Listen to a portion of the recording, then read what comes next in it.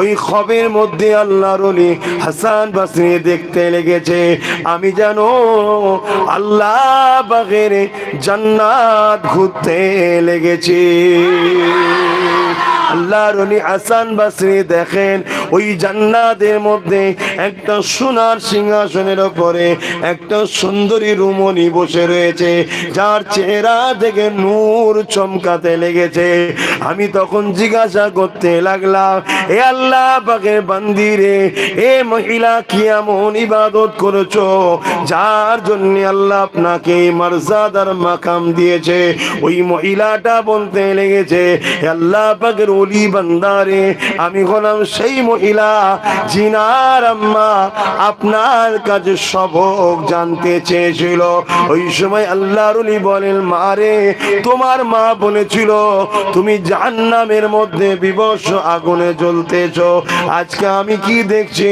ওই সময় মহিলা বলেছিলে, আল্লাহর ওলি আমার আম্মা জান যেটা দেখেছো ওটাও সত্য, আপনি যেটা দেখছেন এটাও সত্য।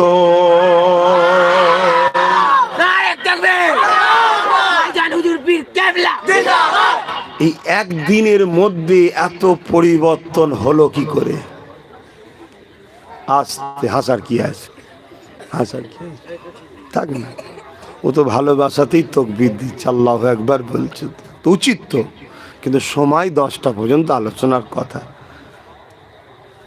তাই আমি কথাটা শেষ করতে চাইছি বলে আমি ওই জন্য বলছি থামো।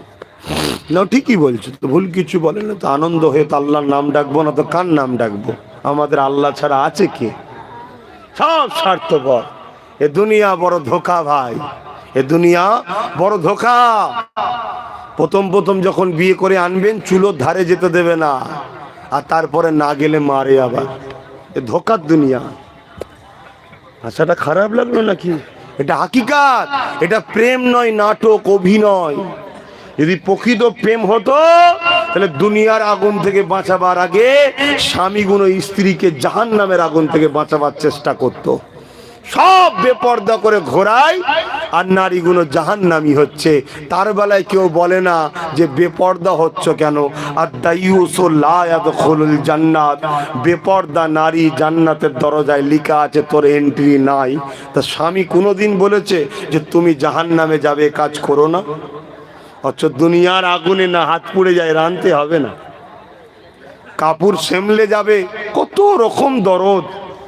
যদি প্রকৃত বাপ ছেলেকে ভালোবাসতো তাহলে ফজর বেলা তুলে দিত যে বাবা এক ওয়াক্ত নামাজ কাজা করলে 80 হোক বা জাহান্নাম খাটতে হবে, বাবা ওঠ নামাজ পড়। কিন্তু না, দুনিয়ার শুধু লোভ লালসা দেখাবে, দুনিয়ার শুধু মায়া দেখাবে। বাবা সাবধানে রাস্তা পার হবি, সাবধানে যাবি, বাবা তুই তো আমার জানের টুকরো, কত দরদ দেখায় না, সব নাটক। যদি প্রকৃত প্রেম হতো তাহলে বাপ চাইতো আমার ছেলে জাহান্নাম থেকে কি করে বাঁচবে সেইটা ভাবাতো। ঘুষ লিস না, ঘুষ খাস না, চুরি করিস না, মারপিট করিস না, লুটিস না, খারাপ সোহবতে মিশবি না, গান শুনবি না, যাত্রায় যাবি না, সিনেমায় যাবি না, ফাংশনে যাবি না। কেন এগুলো করলে তুই জাহান্নামে জ্বলবি। বাবা বাপ ছোটবেলা থেকে রুখত, জানতে হবে এটা হলো অরিজিনাল প্রেম। এটা কি অরিজিনাল প্রেম। কিন্তু আজ আমাদের আছে, আর যদিও বা একটা মাহফিলে আমরা বোঝাতে যাব, ধৈর্যও নেই মানুষের শোনার। আমরাও যদি প্রকৃত বাপ মাকে ভালোবাসতাম তাহলে আমাদের আব্বারা কেউ যদি সারা পান করত, ছেলে হিসাবে বাপের পাটা জড়িয়ে ধরত, আব্বা যতক্ষণ পর্যন্ত না আপনি নেশাটা ছাড়বেন, কথা দেবেন আপনার পাটাকে আমি ছাড়বো না।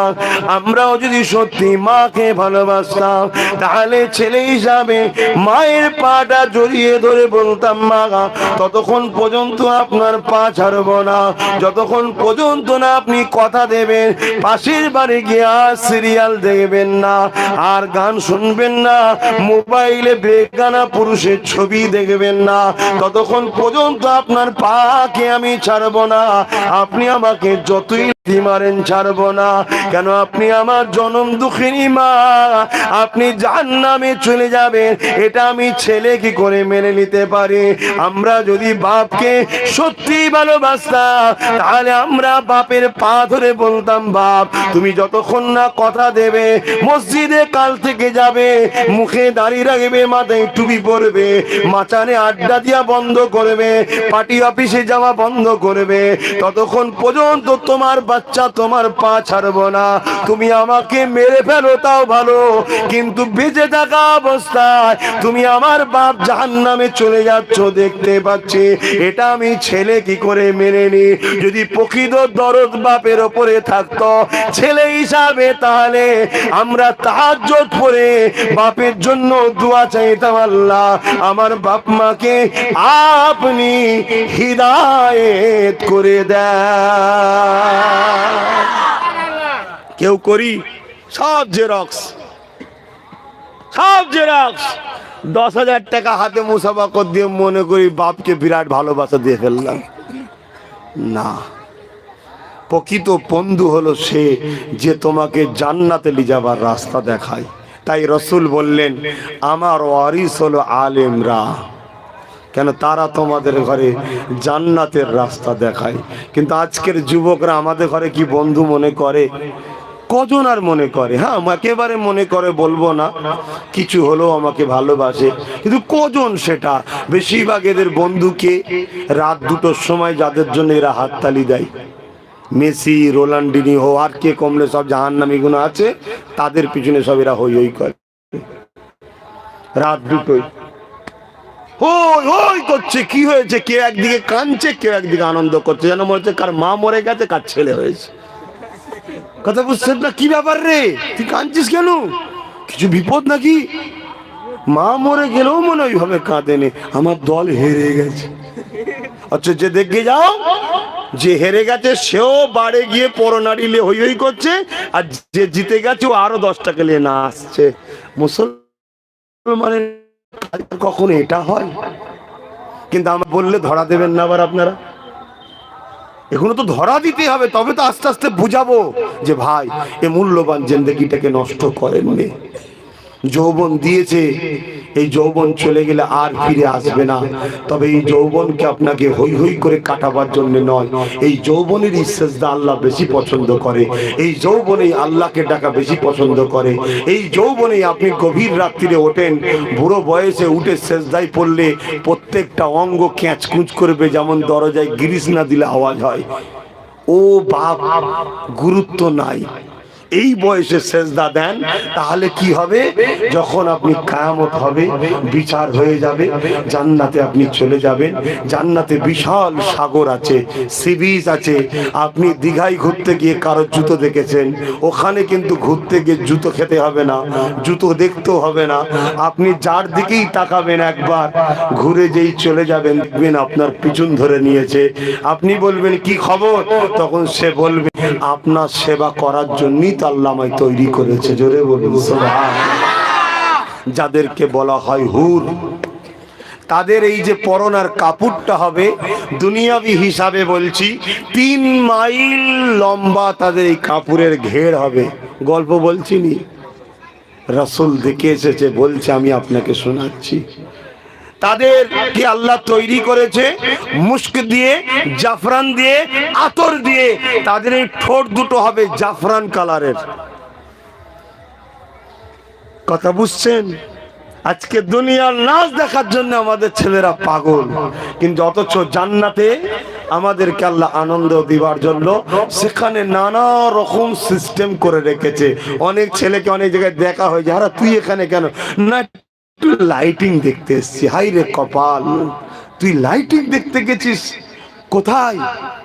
ইন্নাল মুশরিকিনা নাজাসুন, অপবিত্রদের কাছে।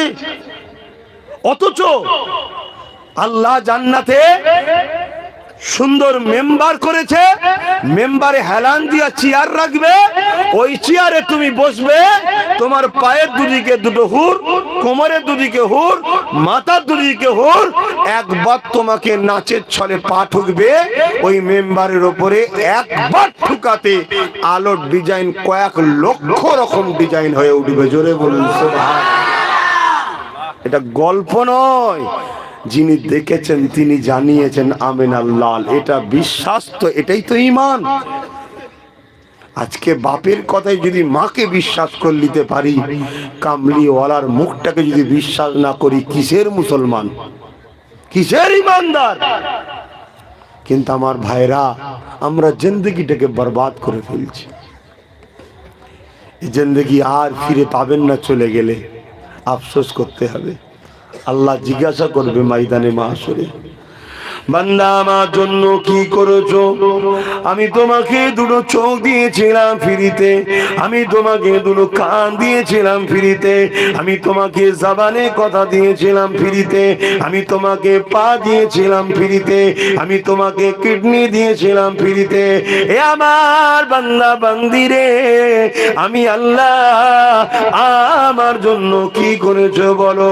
এই আমার দিয়া পালিয়ে যাত্রায় তুমি গিয়েছিলে, মসজিদে গিয়ে কখনো গিয়েছিলে না, যেতে পারে, আমার দিয়া পালিয়ে ফাংশনে চলে গেলে, অথচ ওলির দরবারে যেতে পারলে না, আমার দিয়া পালিয়ে সিনেমা হলে চলে গেলে, অথচ পাড়া প্রতিবেশীর কেউ বিমারে ছিল, ওখানে তুমি যেতে পারলে না। শুনে রেখে দেন, আজকে আবু দাউদ শরীফের হাদিস, হযরত আবু সাঈদ খুদরি থেকে রয়াত, আল্লাহর নবী জানিয়ে দিলেন, কিয়ামতের দিনে একদল লোককে আল্লাহ বলবে, হে আমার বান্দারা, তোমরা আমার কাছে কি চাও? তারা বলবে, আল্লাহ আমি আপনাকে জান্নাত চাই। আল্লাহ তখন বলবেন, তোমরা আমার কাছে জান্নাত তো আশা করছো ঠিকই, কিন্তু দুনিয়ায় যখন আমি ক্ষুধার্ত ছিলাম, তখন তোমরা আমাকে কেন খেতে দিওনি? বান্দা অবাক হয়ে যাবে, ও আমার আল্লাহ, আপনি তো আল্লাহুস সামাদ, কারো মুখাপেক্ষী নয়, আপনি তো খিদা থেকে পাক, আপনি তো কোনো জিনিসের কমজোরি নাই, আপনার আবার খিদা কি করে লাগতে পারে? আপনি তো দুনিয়াকে খাওয়ান। আমার আল্লাহ বলবেন, ওরে আমার দাস দাসী রে, তোর গ্রামের এতিম বাচ্চাটা যখন খেতে পাচ্ছিল না, ওটা তো আমার সৃষ্টি, ওকে যদি খাওয়াতি, ওটা আমি আল্লাহ আমাকে দেওয়া হতো। তোর গ্রামে ওই বিধবাটা, ওটা তো আমারই সৃষ্টি, ও গরিব ছিল, খেতে পাচ্ছিল না, সেহরি তো খাবার ছিল না, ইফতারও ছিল না, যদি তুই ওকে দিতিস, ওটা আমার সৃষ্টিকে দিওয়া, আমাকে দেওয়া হতো। ওকে খাওয়ানো মানে আমি আল্লাহ আমাকে খাওয়ানো হতো। এই ওকে যখন তুই দিতিস, আমি আল্লাহ বড় খুশি হয়ে যেতাম। আবার কিছু মানুষকে বলবে, তোমরা কোথায় যেতে চাও? তারা তখন বলবে, আল্লাহ আমরা তো জান্নাত যেতে চাই। ওই সময় আল্লাহ বলবে, যখন দুনিয়ার জমিনে আমি বিমার ছিলাম, তোরা কি আমায় দেখতে এসেছিলি? ওই সময় বান্দা অবাক হয়ে বলবে, আল্লাহ পাক, আপনার আমার বিমার কি করে হতে পারে? শুনছেন তো নাকি? না ওইদিকে বেরেন? কি করব বলেন না? আমার কিছু পাগল আছে, কে দুবাইয়ে বসে আছে, কে সৌদি বসে আছে, কে কাতারে বসে আছে, কে মায়ানমারে বসে আছে, কেউ মালয়েশিয়ায় বসে আছে। কিছু পাগল আছে, তারা পাগলা কর দেয়, হুজুর একটু লাইভ দেবেন, আমরা গান শোনা ছেড়ে দিয়েছি আপনার কথায়, একটু কাজ করি আর বসে বসে আপনার জলসাটা শুনি। এই পাগলাগুলোর জন্য দিতে হয়। কথা বুঝছেন না? কি করব? কমসে কম যাক গানটা তো ছেড়েছে, ওই বক্স লেগিয়ে দিয়ে সবাই কাজ করেন, আমার জলসাটা হয়, শুনতেও থাকে আর কাজও করছে। তারা বিদেশ থেকে পাই না দেখতে। আছে কিছু পাগল আছে, সবাই না ভালোবাসলেও কিছু পাগল তো আছে। তা আমার কথা শুনছেন তো আপনারা? কষ্ট হচ্ছে? আমার ভাই কই? হয়ে গেছে তাবারুক আল্লাহ কারে? রেডি তো ইনশাল্লাহ? এইটা শুধু হাদিসটা বলে দিয়ে আমি দোয়া করে দেবো, চিন্তা করবেন না। আর না, এটা বলার আগেই দোয়া করে দেবো, কোনটা করলে ভালো হবে? আল্লাহ বলবেন আল্লাহ, না না ঠান্ডা ঠান্ডা লাগছে, আমাকে লাগছে, আমাকে লাগছে। না না শোনেন না, আমি যেটা বলছি দোয়া করতে করতে হয়ে যাবে। আমি যেটা বলছি শুনবেন তো। আল্লাহ কি বলছেন যে আমি যে বিমারে পড়েছিলাম তোরা কি আমায় দেখেছিলিস তখন, আজকে আমার কাছে জান্নাত চাইছিস? বান্দা অবাক, আল্লাহ আপনার আবার বিমার? কথা ঠিকই, আল্লাহর বিমার হয় নাকি? অবাক হয়ে গেছে। আল্লাহ বাবু সময় বলবে কেন তোদের পাড়া প্রতিবেশীর মধ্যে অমুক অমুক বিমারে ছিল। যেমন আজকে আমার একটা ভাই অসুস্থ রয়েছে বোম্বাইয়ে, তেনার জন্য দোয়া করি আল্লাহ তেনাকে সুস্থ ভাবে ঘরে ফিরিয়ে আনেন, বলুন আমিন। এবং যতদিন বাঁচাবে মুজাদ্দিদুজ্জামান ও মানুষের জন্য হক কথা আলোচনা করা তৌফিক দেন, বলুন আমিন। এই যে বিমারির উপরে দোয়া করা, দেখা করা, আল্লাহ বলছে ওটা তো আমারই সৃষ্টি, ওটা তো আমার জন্যই করতিস, ওটা আমাকেই করা হতো, আমি খুশি হয়ে যেতাম। করিসনি যখন, আজকে জাহান্নামে যা। শুনছেন তো? আর এখন তো বিমারিকে সেবা তো দূরের কথা, কমজোরকে লুটার জন্য লোক ব্যস্ত। কারো যদি গরিব মানুষের জমি রাস্তার ধারে পড়ে যায়, হয় তাকে বলবে কম পয়সা দিচ্ছি দিয়ে দে, নয় বেড়া মেরে দেবো। বুঝতে পারছেন না? হয় বলবে কিছু দিচ্ছি দিয়ে দে, আর না হয় এক্ষুনি লাঠিয়াল বাহিনী নিয়ে আসবো, দেখবি সব দখল করে নেবো। সে ভাবছি আল্লাহ কি হবে, যা হয় ওকে, যা আসে 10 টাকার মাল 2 টাকায় কিনে নিল। আহা, কেউ দেখতে পায়নি, কেউ বিচার করলো না, কিন্তু বিচার একজন করবেন, 100% করবেন। তিনি কে? জোরে বলুন কে? আল্লাহ, তিনি বিচার করবেন, ছাড়বে না। তাই ভয় করুন, জুলুম করবেন না মানুষের উপরে। আর যদি হয়ে যায়, নিঃশ্বাস যখন চলছে তার হাত ধরে ক্ষমা চেয়েলেন, ভাই ভুল হয়ে গেছে, এলে বাপ তোর জিনিস তুই এলে আমার টাকা ফেরত দে দে, আর নাই বাপ যেটা ন্যায্য মূল্য এলে তখন ছিল না, এখন হয়েছে নিয়ে এলে বাবা আমায় মাফ করে দে। আর না হয় বাপ সে যত বড় হুজুর হোক, আর আমির সাহেব হোক, আর জেন সাহেব, নেতা সাহেব হোক, মাফ কারণেই। কেন আল্লাহর নজরে আব্বাস সিদ্দিকী যা, তুমিও তা, সবাই দাস। তোমাদের নজরে আমি হুজুর, আল্লাহর কাছে হুজুর নাকি? কথা বুঝছেন না, বোঝেন নেই? হ্যাঁ, আল্লাহ আমাকে এলেম দিয়েছে, দ্বীনের খেদমত করার ক্ষমতা দিয়েছে, সেই সম্মান দিয়েছে, তাই তোমাদের দায়িত্ব আমাকে সম্মান করতে হবে। নবী বংশের সম্পর্ক আছে তাই। কিন্তু আল্লাহকে কি আমাকে সম্মান করতে হবে নাকি যে আব্বাসকে একটু সম্মান করতে হবে, ভিআইপিও? আল্লাহর কাছে আমরা সবাই দাস দাসী, ঠিক না বেটি? তাই আল্লাহ বিচার সবার করবে, কাউকে ছাড়বে না। তাই সবাই আসুন আমরা একটু সংযত হয়ে পা ফেলি। করতে হবে, দুনিয়াদারি করতে হবে, কারবার করতে হবে, ব্যবসা করতে হবে, রাজনীতিও করতে হবে। কে বলেছে করতে হবে না? বেশি বেশি করে করুন রাজনীতি, বেশি বেশি করে করুন। না করার জন্যই আজকে সমাজ খারাপ হচ্ছে। যারা বলবে মৌলী সাহেব, পীর সাহেব, হাজি সাহেব কেন রাজনীতি করতে, এগুলো হচ্ছে সবচেয়ে বড় কালপিট শয়তান। কেন এরা এসে গেলে ওদের চুরি করা বন্ধ হবে, তাই ওরা বিরোধী করে। রাজনীতি বেশি বেশি করুন, আলেমরা, ইমাম সাহেবরা, হাজি সাহেবরা, পীর সাহেবরা, রাজনীতি বেশি করে করুন। কারণ রাজনীতি করা হলো সুন্নাত। জোরে বলুন সুবহানাল্লাহ। আর কেউ যদি নাই সত্য ইনসাফ, মানুষের কল্যাণের জন্য প্রতিষ্ঠিত ইনসাফ নাই, সত্যকে প্রতিষ্ঠিত করার জন্য রাজনীতি করতে চায়, ওটা হলো করা ফরজ। করতে পারেন, কোনো অসুবিধা নেই। আর কেউ যদি মনে করে রাজনীতি করে আমি ব্যাংক ব্যালেন্স করব, টাকা করব, বাড়ি করব, এখানে জমি সেখানে জমি, এখানে ফ্ল্যাট ওখানে ফ্ল্যাট, কথা বুঝছেন না?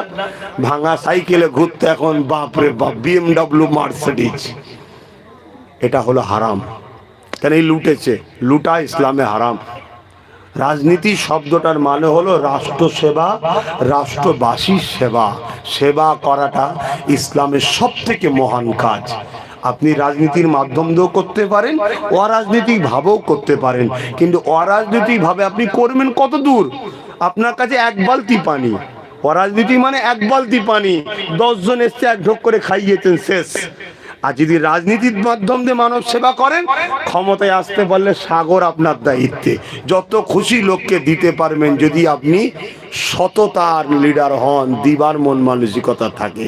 আর যদি মনে করেন আমি লুটবো, যেমন আজকে সব ধরছে, দেখছেন না? হ্যাঁ, বাপরে বাপ, বাঘ ছিল নাকি বিড়াল হয়ে এখন ইঁদুর হয়ে গেছে আবার। তো এরকম প্রত্যেকটা অন্যায়ের পাপ দুনিয়ায় যদি শাস্তি নাও হয়, দুনিয়ার শাস্তিটা তো শাস্তি নয় রে বাবা, এ তো শুধু মনকে সান্ত্বনা দেওয়া। শাস্তি তো হবে কিয়ামতের দিনে। শাস্তি কাকে বলে? জাহান্নামীরা পিপাসায় চিৎকার দেবে পানি, জাহান্নামী ফেরেশতা জাহান্নামের গিলাসে তাকে পানি দেবে। কি পানি? তারই শরীরের, জাহান্নামীদের শরীরে পুঁজ রক্ত টকবক করে ফুটছে, ওই দেবে, ওই পান করবে, যেখান দিয়ে যাবে গলে গলে চলে যাবে। বাপের কথা নয়, কোরআন হাদিসের কথা বলছি। আবার অটোমেটিক গজাবে, আবার বলবে পানি, আবার দেবে, আবার গলতে গলতে চলে যাবে। এ শাস্তি হতেই থাকবে। দুনিয়ায় শাস্তি কোথায়? দুনিয়ায় আবার শাস্তি কিসের? দুনিয়ায় যদি ভিআইপি জেলে যায়, ভিআইপি ক্যাটাগরি আছে আবার, কথা সেখানে টিভিও আছে আর নারীও আছে, খুলেই বলে দিলাম, জান কথা বুঝলেন না? দুনিয়ায় তো সর্বসময় জুলুম গরিবদের, যত সমস্যা গরিবদের উপরে, দুনিয়াতে গরিবদের উপরে জড় অত্যাচার। কিন্তু কিয়ামত হবে আবার গরিবদের জন্য বাদশাহী জিন্দেগি। জোরে বলুন সুবহানাল্লাহ। কেননা কিয়ামতের দিনে গরিবরা যখন উঠবে, আল্লাহ পাকের ফেরেশতারা বলবে, তোমরা ময়দানে মাশরে গিয়ে ওদিকে আর ভিড় করো না, আস্তে আস্তে জান্নাতে চলে যাও। কেননা আল্লাহ ওয়াদা করেছে ধনীদের থেকে গরিবরা 500 বছর আগে জান্নাতে যাবে। দুনিয়ায় কেউ হয়তো নুগি দিয়েছিল গরিবকে, এখন ও যখন জান্নাতে যাবে ধরতে পারে, তো চাচা সেই নুগি দিয়েছিলাম, একটু আমার জন্য বলো না। তাই ফেরেশতা বলছে ওই দিকে ঝামেলা করতে যেমন এই দিক দিয়ে চলে যাও। তাহলে দুনিয়ায় যদি আমরা গরিবদের সঙ্গে বন্ধুত্ব করে রাখি, যাদেরকে আল্লাহ একটু দিয়েছে, ভাই তোর কিছু হলে আমায় বলবি, কিন্তু পরকালে আমার কিছু হলে তুই একটু দেখবি। শোনেন, আমার হাসির ছলে নেবেন না, আমি আপনাদের ছেলের মতো, ভাইয়ের মতো, তো এটা হাসির ছলে বলছি। কথাগুলো কি গুরুত্ব দেন, কথাগুলোকে গুরুত্ব দেন, কিয়ামতের দিন কাজে লাগবে। একটা হাফেজে হাক্কানির ওসিলায় 70 জন জাহান্নামীকে আল্লাহ জান্নাতি করবে। জোরে বলুন সুবহানাল্লাহ। এই যে বড় হাফেজ সাহেব হুজুর রয়েছেন, হাফেজে হাক্কানি, মানে তো শুধু হাফেজ নাই, এবার আলেমও, ওলি আবার, ঠিক না বে ঠিক গো, এনার মাকাম আরো বেশি। এরকম অনেক হাফেজে হাক্কানির ওসিলায় 70 জনকে আল্লাহ জাহান্নামী ঘোষণা হবে।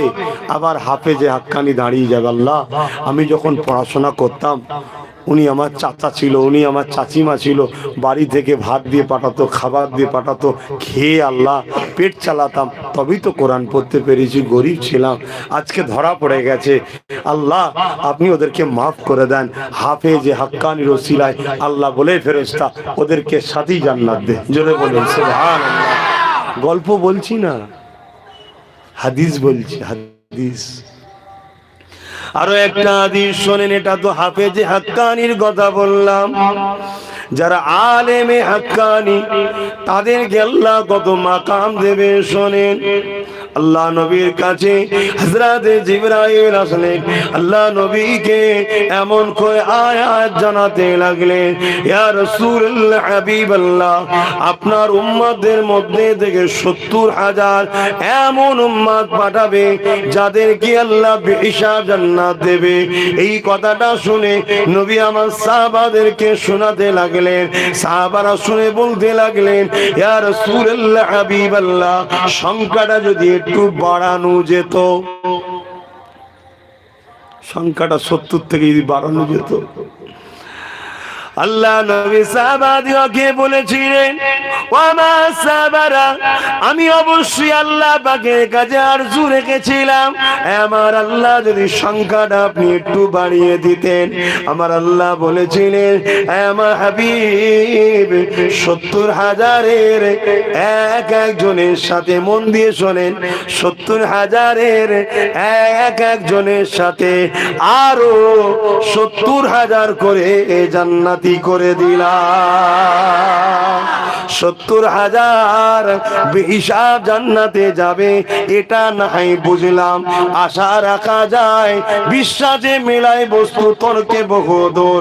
আমার কাইয়ুমুজ্জামানে 70,000-এর একজন, আমার মুফতি আজম 70,000-এর একজন, আমার সেজ হুজুর 70,000-এর একজন, আমার নখ হুজুর 70,000-এর একজন, আমার ছোট হুজুর 70,000-এর একজন। কেননা কোরআন সুন্নাহ অনুযায়ী ইনাদের জীবনের ধারাটা হলো, এরা আল্লাহ পাকের ইশকে ফানা হয়ে গেছে, এরা নবীর ইশকে ফানা হয়ে গেছে, ফানাফে শায়েখ হয়ে গেছে, তিনটে মাকামকে ইনারা কমপ্লিট করে ফেলেছে। এই যে 70,000 বেহিসাব জান্নাতে যাবে, তাদের মধ্যে থেকে ইনারা রয়েছে। কারণ আমি নিজে দেখেছি, আমার মুফতি আজম মেজ হুজুরকে যখন কবরের মধ্যে রাখা হয়, কেননা বাকি হুজুরদের ঘরে তো আমি দেখিনি, ছোট হুজুর যখন ইন্তেকাল করেছিল তখন আমি মায়ের কোলে ছিলাম, তাই খেয়ালও নাই, জ্ঞানও নাই, দেখাও সম্ভব নয়, জানাও নয়। কিন্তু মুর্শিদে আলা, আমার মুর্শিদ মেজে হুজুর পীর কেবলাকে আমি যখন দেখেছিলাম কবর মুবারকে রাখার পরে সবার মুখকে কেবলা দিকে ঘুরিয়ে দেওয়া হয়, কিন্তু অবাক বিষয়, আমার মুফতি আজম বলে দিয়েছিল তোদের কাজ হলো কবরে এনে দেওয়া। ঠিক এমনই যেন বলতে লাগলো, মুখ তোদেরকে ঘোরাতে হবে না, কেন 104 বছর 8 বছরেও আমি আল্লাহর ঘর মসজিদে গিয়ে কাবার দিকে মুখ করে সেজদা আল্লাহ দিয়েছি, তুই এখন কেন ঘোরাবি? 100 বছর ধরে যে মুখটা আল্লাহর দিকে ঘুরিয়ে রেখেছি কাবার দিকে, ওই ঘোর মুখ ঘোরাবার জন্যে দুনিয়ার কাউকে লাগবে না, আমি আবু জাফর নিজে ঘুরিয়ে নিয়েছিল।